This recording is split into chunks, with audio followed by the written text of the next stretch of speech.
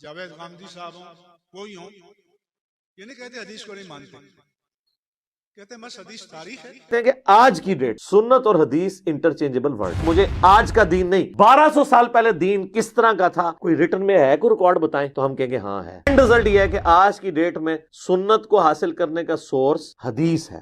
اب غامدی صاحب کو جب منکر حدیث کہا جائے تو وہ کہتے ہیں نہیں میں تو منکر حدیث نہیں ہوں، تو وہی اور کیا دلیل ہوگی منکر حدیث؟ سب سے بڑا اعتراض، سب سے بنیادی بات اس کو سمجھائی جاتی ہے وہ یہ ہے کہ ان کی بات نہ سنو، ان سے دور ہو جاؤ، کیونکہ یہ لوگ حدیث کو نہیں مانتے۔ سورسز پوچھے جاتے ہیں تو آپ قرآن و سنت کا لفظ اختیار کرتے ہیں، حدیث وہاں پر زیر بحث نہیں آتا۔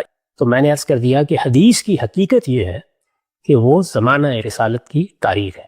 سلامتی ہے ان آنکھوں پہ جو ہدایت پہ نظریں جمائے بیٹھی ہیں، ان کانوں پہ جو ذکر خیر کے منتظر رہتے ہیں، اور ان قدموں پہ جو ہدایت کی راہ پہ گامزن ہیں۔ بسم اللہ الرحمن الرحیم، السلام علیکم۔ مکتب غامدی کی ایک اور نشست میں خوش آمدید۔ سلسلہ گفتگو 23 اعتراضات کی سیریز میں جاری ہے، اور آج اس سلسلے کی ہم قسط نمبر 135 شروع کرنے جا رہے ہیں۔ ایک نئے اعتراض، ایک نئی الجھن غامدی صاحب کی فکر پہ ایک نئی تنقید کے ساتھ حاضر خدمت آغاز کرتے ہیں۔ غام صاحب بہت شکریہ آپ کے وقت کا۔ خان صاحب، اگر میں آپ سے یہ بات عرض کروں کہ کوئی شخص دنیا میں آپ سے متاثر ہوتا ہے، آپ کی کسی بات کو سنتا سمجھتا ہے اور مذہبی حلقوں میں جا کر آپ کا نام لیتا ہے، تو جو سب سے بڑا اعتراض، سب سے بنیادی بات اس کو سمجھائی جاتی ہے وہ یہ ہے کہ ان کی بات نہ سنو، ان سے دور ہو جاؤ، کیونکہ یہ لوگ حدیث کو نہیں مانتے۔ ہماری امت کے علماء کا اس بارے میں اتفاق ہے کہ حدیث دین کا ایک مستقل بذات سورس ہے۔ قرآن و سنت کے احکامات سمجھ میں نہیں آ سکتے، دین سے متعلق بہت بڑے احکامات ہیں جو صرف حدیث میں نقل ہوئے ہیں۔ اسی طریقے سے رسول اللہ صلی اللہ علیہ وسلم کو خود اللہ نے یہ ذمہ داری دی تھی کہ جو دین ان کو دیا ہے وہ حدیثوں کے ذریعے شرح و وضاحت کر کے اس کو بیان کر کے لوگوں تک پہنچائیں۔ اس کے مقابلے میں آپ کا ایک نقطہ نظر سامنے آتا ہے، آپ اس کو تاریخ کہتے ہیں، یہ بھی کہتے ہیں کہ دین میں کسی عقید و عمل کا اس سے اضافہ نہیں ہوتا۔ اسی طریقے سے جب آپ سے سورسز پوچھے جاتے ہیں تو آپ قرآن و سنت کا لفظ اختیار کرتے ہیں، حدیث وہاں پر زیر بحث نہیں آتا۔ اس سلسلہ گفتگو میں ہمارا ایک طریقہ ہے، ایک ڈیکورم ہے، ہم بہت ٹھنڈے دل و دماغ سے 10 15 20 قسطیں لگ جائیں، لیکن پہلے آپ کے موقف کا سفر سنتے ہیں اور ہم یہ جانتے ہیں قدم بقدم ٹھہر کے کہ آپ نے اس پورے مسئلے کو دیکھا ہے تو کیسے دیکھا ہے، اور علماء سے آپ کا اختلاف ہے تو کن وجوہ پہ ہے۔ آغاز کرتے ہیں، بتائیے گا حدیث آپ کی نظر میں کیا ہے؟ میں یہ بات اپنی پوری زندگی میں بار بار عرض کر چکا ہوں، میری کتاب میزان اسی سے شروع ہوتی ہے۔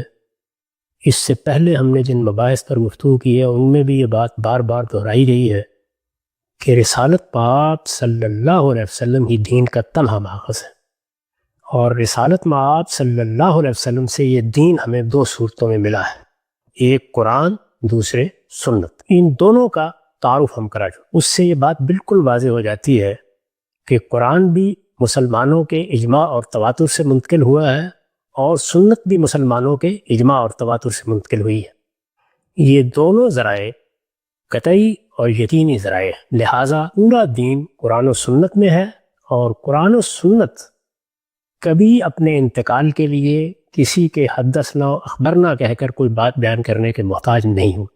دین کی ساری ہدایت اپنے اصول کے لحاظ سے قرآن و سنت میں محصور ہے۔ یہ بات بغیر کسی ادنا تردد کے بار بار کہی گئی ہے، دہرائی گئی ہے۔ میرے پورے فکر میں اسی کو محور اور مرکز کی حیثیت حاصل ہے۔ اس کے بعد یہ سوال پیدا ہوتا ہے کہ پھر حدیث کیا ہے؟ یہی سوال آپ نے کیا ہے۔ 2 لفظوں میں اس کا جواب یہ ہے کہ یہ زمانہ رسالت کی تاریخ ہے۔ اچھا، زمانہ رسالت کی تاریخ، یا دوسرے لفظوں میں اس کو اس طرح بیان کر سکتے ہیں کہ یہ اللہ کے آخری پیغمبر محمد رسول اللہ صلی اللہ علیہ وسلم کی تاریخ ہے۔ محمد رسول اللہ صلی اللہ علیہ وسلم کی یہ تاریخ کتنا بڑا سرمایہ ہے، اس کی کیا حیثیت ہے، اس میں کیا چیزیں بیان ہوئی ہیں، اس سے کیا دولت ہمیں حاصل ہوتی ہے، یہ سب تو ہم آگے جا کے بیان کریں گے۔ لیکن پہلی بات جو سمجھنے کی ہے وہ یہی ہے کہ اس کی حیثیت کیا ہے یا اس کی حقیقت کیا ہے۔ تو میں نے عرض کر دیا کہ حدیث کی حقیقت یہ ہے کہ وہ زمانہ رسالت کی تاریخ ہے۔ میں آپ کے سامنے علماء حدیث یا جلیل القدر محدثین کی وہ تعریف رکھ دیتا ہوں جس میں وہ یہ بیان کرتے ہیں کہ حدیث کیا ہے۔ اچھا، اس سے آپ خود اندازہ کر سکیں گے کہ وہ کیا بات کہہ رہے ہیں اور اس کو کن الفاظ میں بیان کر رہے ہیں۔ ٹھیک، چنانچہ میں یہ الحدیث والمحدثون سے پڑھ رہا ہوں۔ یہ بیان کرتے ہیں کہ حدیث کے علماء، وہ علماء الحدیث، وہ حدیث سے کیا مراد لیتے ہیں؟ کہتے ہیں اقوال النبی صلی اللہ علیہ وسلم، یریدون اقوال النبی صلی اللہ علیہ وسلم وافعالہ وتقریراتہ وصفاتہ الخلقیہ والخلقیہ۔ اب ذرا ایک ایک چیز کو سنیے، نبی صلی اللہ علیہ وسلم کے اقوال نبی صلی اللہ علیہ وسلم کے افعال، نبی صلی اللہ علیہ وسلم نے کسی چیز کو برقرار رکھا، اس کو تقریر کہتے ہیں۔ نبی صلی اللہ علیہ وسلم کی شخصیت ظاہر ہے کہ ایک قالب رکھتی تھی، اس میں کیا صفات تھی؟ یعنی آپ کا روح مبارک، آپ کی زلفیں، آپ کا چلنے کا انداز، آپ کا لباس، والخلقیہ اور سیرت، کردار، آپ کی اخلاقی صفات کیا تھی؟ وسیرہ ہوا مغازیہ، آپ کی زندگی کے کیا واقعات تھے جو پیش آئے؟ بہت سے مغازی ہوئے، یعنی بہت سی جنگیں ہوئیں، غزوات ہوئے، ان میں کیا احوال پیش آئے؟ تو بعض اخبار ہی قبل البعثہ، یہاں تک کہ جب ابھی وہ پیغمبر نہیں بنائے گئے تھے اس وقت کی کیا اخبار ہے، اس وقت کی کیا معلومات حاصل ہوتی ہیں؟ اس کی مثال دیتے ہیں، مثل تحنس ہی فی غار حرا و مثل حسن سیرت ہی، جیسے یہ بتایا جائے محمد رسول اللہ صلی اللہ علیہ وسلم غار حرا میں جا کر عبادت کیا کرتے تھے، یا اس زمانے میں اللہ کے اس پیغمبر کی، جبکہ ابھی وہ پیغمبری کے منصب پر فائز نہیں کیا گیا، کیا سیرت تھی، کیا کردار تھا؟ کہتے ہیں یہاں تک کہ یہ چیزیں بھی اس میں بیان ہوں گی کہ مثل انہ کان امیا لا یقرأ ولا یکتب، کہ وہ ایک امی تھے جو نہ پڑھ سکتے تھے نہ لکھ سکتے تھے، وانہ عرف بالصدق والامانہ، اور یہ ہے کہ لوگ ان کو نبوت سے پہلے بھی صادق اور امین سمجھتے تھے، وما الی ذالک من صفات الخیر و حسن الخلق، اسی طرح کی وہ سب چیزیں جو کسی بھی شخصیت کے صفات کو بیان کرتی ہیں، اس کے حسن خلق کو بیان کرتی ہیں۔ یہ علماء حدیث کی، محدثین کی تعریف ہے، یعنی وہ کہتے ہیں یہ ہے حدیث۔ اب میں آپ سے عرض کرتا ہوں کہ اسی تعریف کو سامنے رکھ کر اس بر صغیر کے جلیل القدر علماء میں سے ایک ایسے عالم کہ اس بر صغیر کی پچھلی صدی کے علماء کی، اکابر علماء کی جو فہرستی بنائی جائے گی ان کے نام سے خالی نہیں ہو سکتی، مولانا مناظر احسن گیلانی، وہ اپنی تدوین حدیث میں اس حقیقت کو کس طرح واضح کرتے ہیں۔ میں اس کے چند اقتباسات آپ کے سامنے رکھ رہا ہوں۔ وہ لکھتے ہیں دنیا کی تاریخ کے ایک عظیم الشان، حیرت انگیز، انقلابی حصے کا نام سچ پوچھئے تو حدیث۔ یہ بات میں نے عرض کی ہے کہ تاریخ کے، دنیا کی تاریخ کے، یہ سنیے اس کو کیسے بیان کرتے ہیں۔ میں یہ تدوین حدیث سے پڑھ رہا ہوں، اس کی بالکل ابتدا میں یہ صفحہ 4 سے عبارت شروع ہوتی ہے۔ دنیا کی تاریخ کے ایک عظیم الشان، حیرت انگیز، انقلابی حصے کا نام سچ پوچھئے تو حدیث ہے۔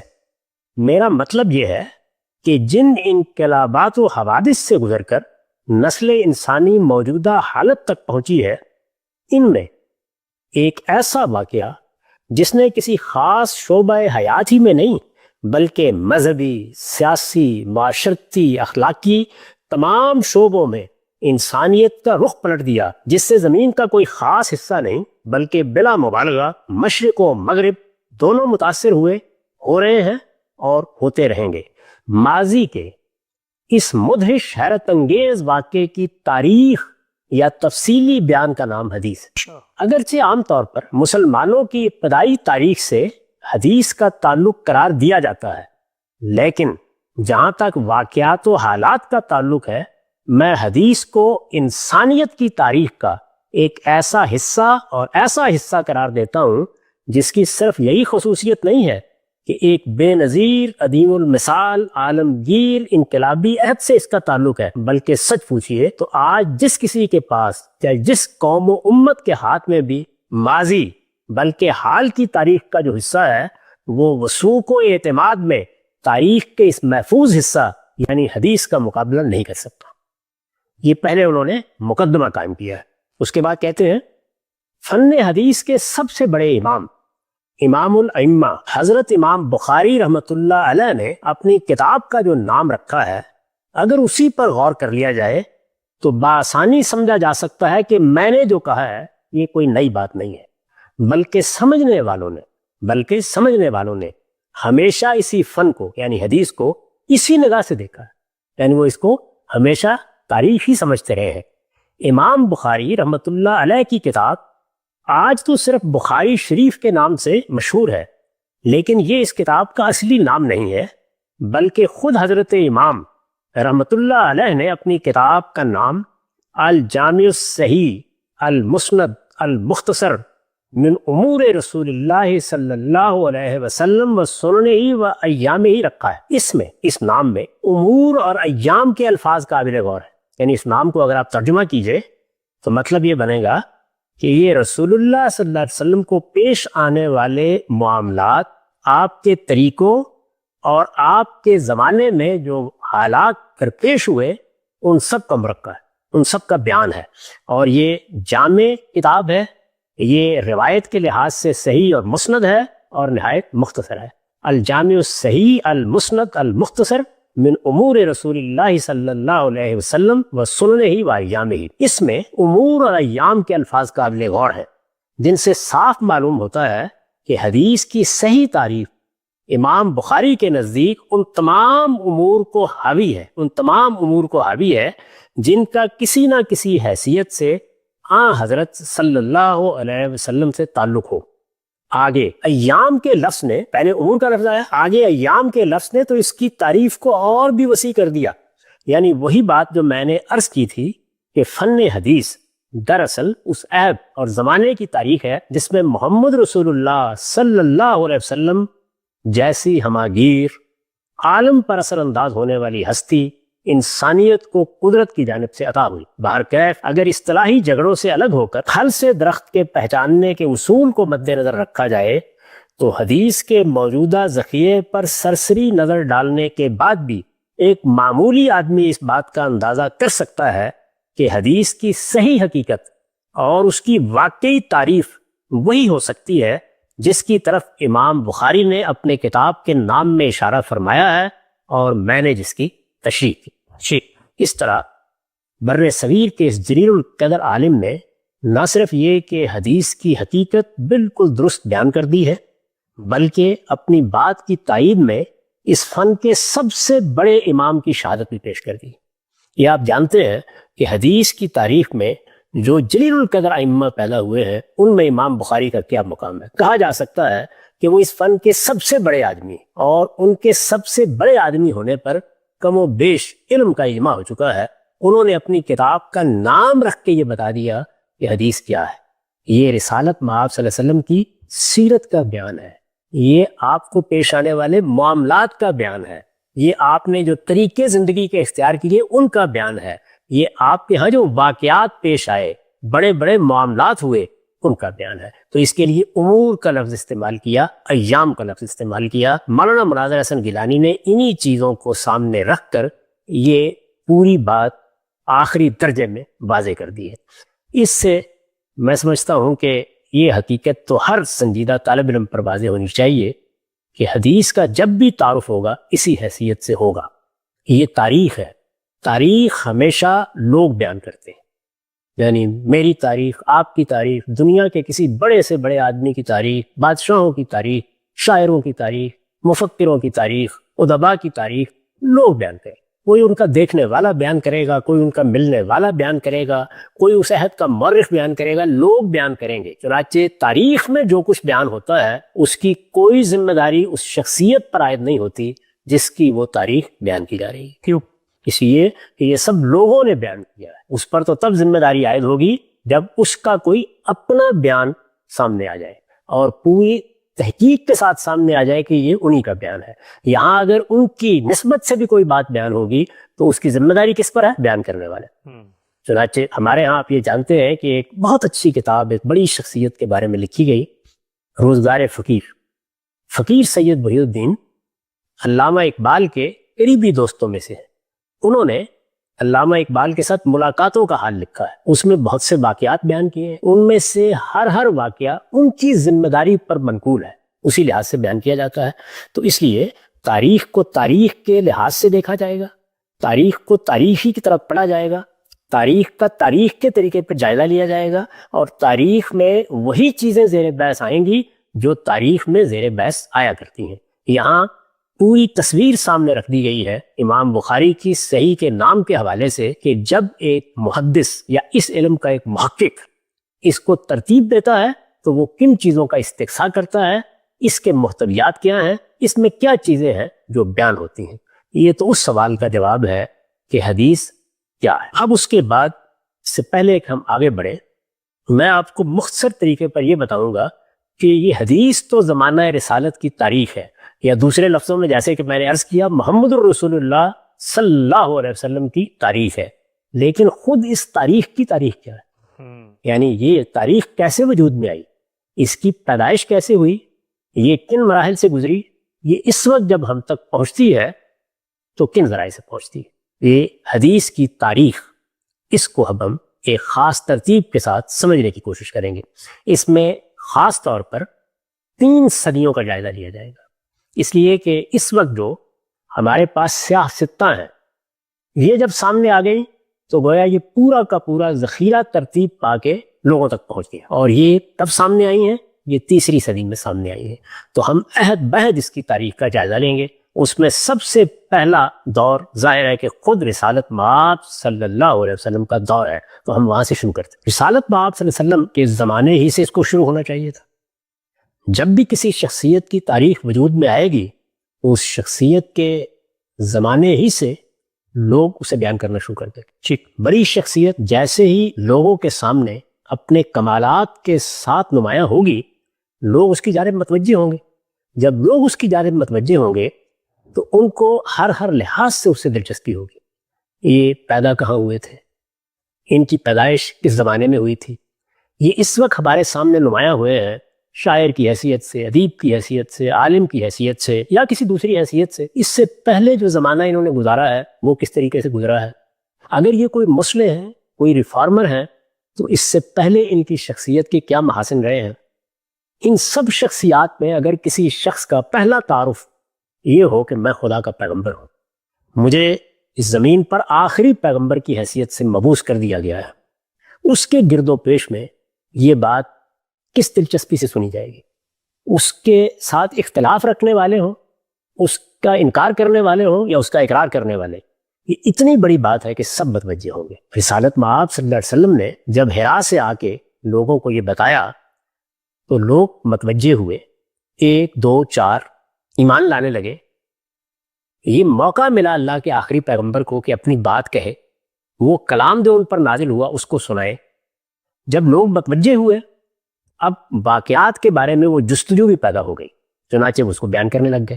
ہم جب تاریخ کے اس حصے کی طرف رجوع کرتے ہیں تو مثال کے طور پر ہمیں بتایا جاتا ہے کہ حرا کا واقعہ کیسے پیش آیا، ہمیں بتایا جاتا ہے کہ رسالت مآب صلی اللہ علیہ وسلم اس وقت جو زندگی بسر کر رہے تھے اس کے کیا حوال تھے، پھر بچپن کے حالات بیان کیے جاتے ہیں، آپ کے والد دنیا سے رخصت ہو گئے، والدہ دنیا سے رخصت ہو گئیں، یہ معلومات ہمیں ملتی ہیں۔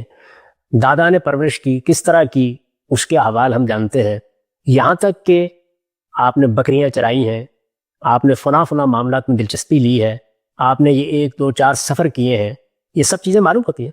یہ انہی لوگوں نے بتائی ہیں جو آپ پر ایمان لائے، ان کو آپ کی شخصیت سے دلچسپی پیدا ہوئی، اور انہوں نے ان واقعات کو نہ صرف یہ کہ خود جانا بلکہ دوسروں کے سامنے بھی بیان کرنا شروع کر دیا۔ تو اس طرح پہلے دن ہی سے یہ چیز زبانی روایت کی صورت میں بیان ہونا شروع ہو گئی۔ اندازہ کیے نا کہ جب رسالت مآب صلی اللہ علیہ وسلم مکے میں تھے تو مکے کے لوگ تو شب و روز سے واقف تھے، ان کو معلوم تھا کہ آپ کی پیدائش کب ہوئی ہے، ان کو معلوم تھا آپ کا خاندان کیا ہے، لیکن وہ لوگ جو باہر سے سن کر آتے تھے، اور اب ہم جانتے ہیں تاریخی روایات میں بیان ہوا ہے کہ باہر کے قبائل سے لوگ آ جاتے تھے، وہ تنہا بھی آ جاتے تھے، 1 فرد 2 افراد، اور بعض اوقات وفد بنا کے آ جاتے تھے۔ یہاں تک کہ مکے ہی میں ہمیں معلوم ہے کہ مسیحیوں کے بعض وفود ان علاقوں سے آئے جہاں عرب کے قریب مسیحی آباد تھے جی، اور وہ آ کے ایمان لائے۔ اس طرح کے لوگ جب یہ سن کر باہر سے آئے ہوں گے کہ یہاں ایک شخص نے نبوت کا دعویٰ کیا ہے، آخری نبوت کی بعثت ہو گئی ہے، تو انہوں نے آ کے معلومات کی ہوں گی، انہوں نے بھی آ کے جانا ہوگا۔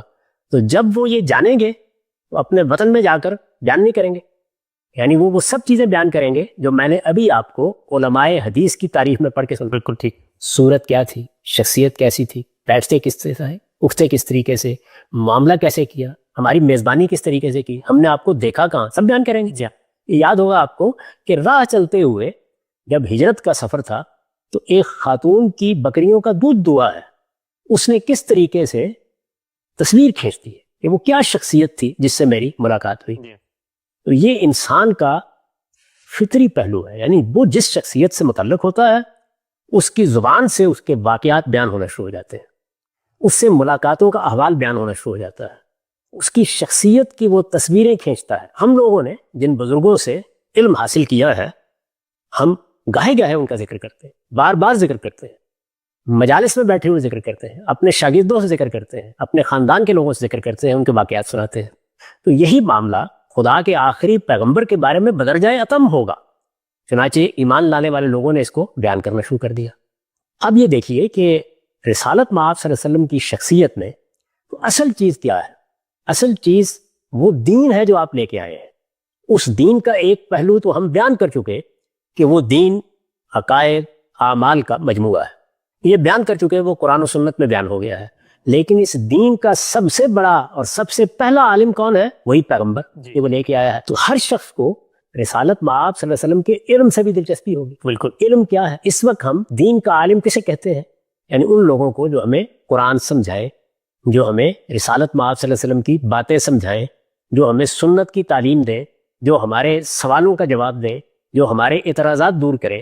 یہی کام پہلے دن سے رسالت مآب صلی اللہ علیہ وسلم بھی کریں گے، اور جب کریں گے تو اس سے کیا چیز وجود میں آئے گی؟ دین کا علم وجود میں آئے گا۔ دیکھیے، ایک ہے دین، وہ عقائد و اعمال کا مجموعہ ہے، ہم عرض کر چکے کہ وہ قرآن و سنت میں بیان ہو گیا اور اسی میں محصور ہے۔ ایک چیز ہے دین کا علم، یعنی جس علم کے ساتھ اب بھی علماء پیدا ہوتے ہیں۔ تو رسالت مآب صلی اللہ علیہ وسلم کا علم بھی لوگوں تک پہنچے گا۔ جب علم لوگوں تک پہنچے گا تو اس کو بھی وہ آگے بیان کریں گے۔ یعنی کوئی شخص سوال کرے گا، رسالت مآب صلی اللہ علیہ وسلم اس کا جواب دیں گے۔ کوئی شخص اعتراض کرے گا، پہلے دور میں تو اعتراضات بھی بہت ہوئے ہیں، رسالت مآب صلی اللہ علیہ وسلم اس کو رفع کریں گے۔ سننے والا اس کو سنے گا، اپنی بستی میں جائے گا، اپنے گھر والوں کے پاس جائے گا، بیان کرے۔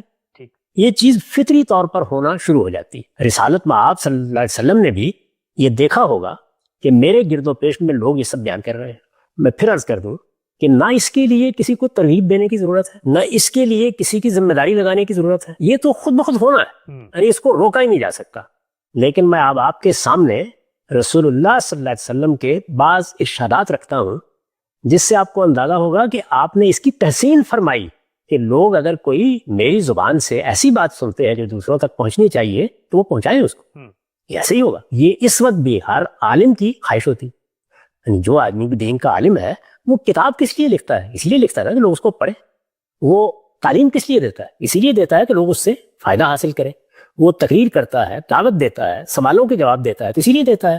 تو رسالت مآب صلی اللہ علیہ وسلم نے بھی لوگوں کو توجہ بھی دلائی اور تحسین بھی کی اور حوصلہ افزائی بھی فرمائی۔ میں آپ کے سامنے یہ سنن ابن ماجہ ہے، اس کا ایک باب رکھتا ہوں جس میں وہ بیان کرتے ہیں کہ رسالت مآب صلی اللہ علیہ وسلم نے کس طرح حوصلہ افزائی فرمائی کہ میری بات جو لوگ سنتے ہیں، ظاہر ہے کہ ایک تو آپ کے واقعات ہیں، حوادث ہے، ایام ہے، وہ چیزیں جو پیش آ رہی ہیں، یہ آپ کی شخصیت ہے، آپ کا سراپا ہے۔ ایک یہ کہ آپ کا علم، تو جو لوگ اس کو سنتے ہیں وہ اس کو پہنچائیں، اور اگر پہنچائیں گے تو یہ کتنی غیر معمولی بات ہوگی۔ چنانچہ میں یہ جو روایتیں ہیں یہ ایک سے زیادہ ہیں، ان میں سے ایک روایت آپ کے سامنے رکھ دیتا ہوں جس میں اس مدعا کو سب سے زیادہ مختصر الفاظ میں بیان کر دیا گیا ہے۔ نبی صلی اللہ علیہ وسلم نے فرمایا، نبدر اللہ عمرن سمع منا حدیثا فبلغہ۔ دوسری جگہ ہے سمع مقالتی فبلغہ، یعنی اللہ تعالیٰ اس شخص کو ہمیشہ تر و تازہ رکھے جس نے مجھ سے کوئی بات سنی، سمع منا حدیثا، سمع مقالتی جس نے میری بات سنی، مقالہ بھی اسی کو کہتے ہیں، پھر اس نے اس بات کو دوسروں تک پہنچا دیا، یعنی بات سنی، محسوس کیا کہ یہ بات تو بڑی قیمتی ہے، یہ بڑا علم ہے، اس کو دوسروں تک پہنچا دیا۔ فرمایا فرب مبلغ احفظ من سامعین، اس لیے کہ کتنے وہ لوگ ہیں جن تک کوئی بات پہنچائی جاتی ہے تو وہ پہلی مرتبہ سننے والے سے زیادہ بہتر طریقے سے اس کو محفوظ رکھتے ہیں۔ سبحان۔ اچھا، تو اس روایت کے جتنے پہلو ہیں اور اس مضمون کی جتنی روایتیں ہیں وہ انہوں نے جمع کر دی ہیں یہاں اس باب میں۔ ان کا ایک نظر مطالعہ کرنے کے بعد ہر شخص اندازہ کر سکتا ہے کہ کس طرح رسالت مآب صلی اللہ علیہ وسلم نے حوصلہ افزائی فرمائی۔ اس کا منتہائے کمال جو اسی باب میں بیان ہوا ہے وہ رسالت مآب صلی اللہ علیہ وسلم کا خطبہ حجۃ الوداع ہے۔ جب وہ خطبہ دیا گیا تو اس موقع پر بھی آپ نے کیا فرمایا؟ الا لیبلغ الشاہد الغائب، اس وقت جو لوگ میرے سامنے موجود ہیں وہ ان لوگوں کو پہنچائیں جو نہیں آ سکے۔ یعنی صحابہ کرام کی تو بڑی تعداد تھی، ان میں سے بہت بڑی تعداد آئی اس خطبے کو سننے کے لیے، لیکن ایسے بھی تھے کہ جو نہیں آ سکے، تو آپ نے فرمایا پہنچائیں۔ اس موقع پر بھی یہی فرمایا فَإِنَّهُ رُبَّ مُبَلَّغٍ يُبَلَّغُهُ أَوَّلَهُ مِنْ سَامِعٍ، اس لیے کہ کتنے وہ لوگ ہیں کہ جن کو کوئی بات پہنچائی جاتی ہے اور وہ اس کو زیادہ بہتر طریقے پر محفوظ رکھتے ہیں اس شخص سے بھی اس نے اس کو پہلی بار سنا ہوتا ہے. تو اس سے آپ اندازہ کر سکتے ہیں کہ رسالت مآب صلی اللہ علیہ وسلم نے بھی اس کی اہمیت کس طرح بیان فرمائی اور لوگوں کو توجہ دی کہ یہ میرا علم ہے، یعنی میری زندگی کے حالات، میرے واقعات، یہ سب چیزیں بھی اپنی اہمیت رکھتی ہیں، لیکن یہ میرا علم ہے. اس کو بھی اگر کوئی پہنچاتا ہے تو اللہ اسے ہمیشہ تر و تازہ رکھے، اس لیے کہ یہ علم دنیا کی سب سے بڑی دولت ہے. دین کا علم اس وقت بھی کوئی عالم اگر پہنچاتا ہے تو دولت حاصل ہوتی ہے، بجائے یہ کہ یہ اس ہستی کا علم ہو جس کو اللہ تعالیٰ نے آخری پیغمبر کی حیثیت سے مبعوث فرمایا تھا.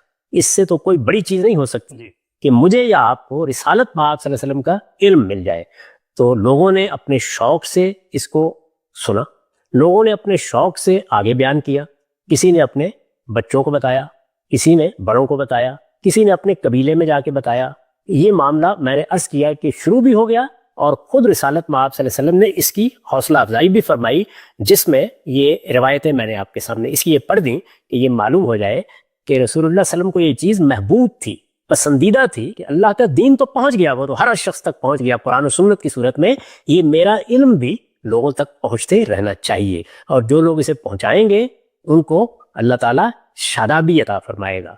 ان کے لیے رسالت مآب صلی اللہ علیہ وسلم نے دعا کی ہے، نظر اللہ، یہ دعا ہے رسالت مآب صلی اللہ علیہ وسلم. اس کے بعد اب میں آپ کو یہ بتاؤں گا کہ پھر اس کے شیوع کے کیا کیا مواقع پیش آئے اور اس میں کیا مسائل پیدا ہوئے جن کو سامنے رکھ کر رسالت مآب صلی اللہ علیہ وسلم نے بھی بعض ہدایات دی. سب کیا مسائل پیدا ہوئے کہ جس کے بعد رسالت مآب صلی اللہ علیہ وسلم نے بھی کچھ ہدایات دی. حدیث کیا ہے اور حدیث کو جب قاضی صاحب تاریخ قرار دیتے ہیں تو ماضی کے علماء کی روایت میں اس نقطہ نظر کو کیسے دیکھا جاتا ہے. ابتدائی تعارف موضوع کا سامنے حاصل ہو گیا اور یہ بات بھی سامنے آئی کہ خود رسالت مآب صلی اللہ علیہ وسلم نے ان کے دور میں جب لوگوں نے ان کی باتیں بیان کرنی شروع کی تو کیسے ان کے لیے دعا کی سلسلہ گفتگو آگے بڑھائیں گے. وقت یہاں پہ ختم ہوتا ہے، دوبارہ حاضر خدمت ہوں گے، تب تک آپ کو بہت شکریہ.